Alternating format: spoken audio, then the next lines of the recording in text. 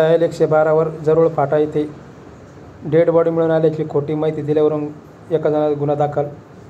याबाबत पोलिसांनी दिलेल्या माहितीनुसार 18 ते 19 ऑक्टोबर दरम्यान पोलीस कर्मचारी शुभम राऊत हे डायल 112 या आपत्कालीन सेवेवर कार्यरत होते। दरम्यान शनिवारी सायंकाळी 7 वाजता वैजापूर तालुक्यातील भायगाव येथील मदन शिवाजी ठोंबरे यांनी डायल 112 या क्रमांकावर कॉल करून तालुक्यातील जरूळ फाटा येथे एक अनोळखी महिलेचा मृतदेह पडलेला असल्याची माहिती दिली।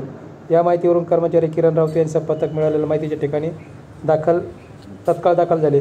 यावेळी पोलिसांनी कॉलर मदन ठोंबरे यांच्या परिसरातील नागरिकांना आर्थिक विचारपूस केली असता अशी कुठलीही बाब निदर्शनास आली नसल्याचे नागरिकांनी सांगितले। याशिवाय मदन याने कॉल करून त्या ठिकाणी रुग्णवाहिका देखील बोलून घेतली। कुठलीही अत्यावश्यक परिस्थिती उद्भवली नसताना पोलीस यंत्रणेला व्यस्त ठेवल्याने अखेर मदन ठोंबरे यांच्याविरुद्ध वैजापूर पोलीस ठाण्यात गुन्हा दाखल करण्यात आला आहे। NK न्यूज मराठीसाठी प्रतिनिधी अशोक कराळे, छत्रपती संभाजीनगर।